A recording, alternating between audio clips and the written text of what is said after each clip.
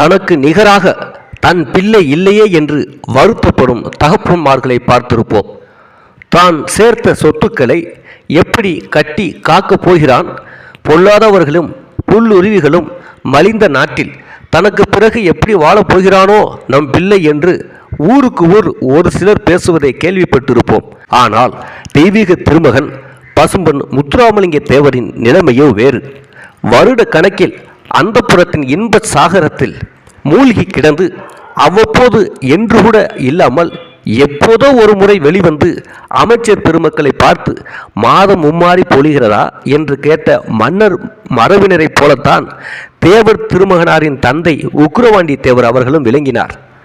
யாருக்கும் கட்டுப்படாதவர், கட்டுப்படுத்தும் எதையும் விரும்பாதவர், ஆடம்பரம், படாடவம், சுகபோகம், சுய முடிவு என்று வாழ்ந்தவரை தடுக்க முனைந்தார் பசும்பொன்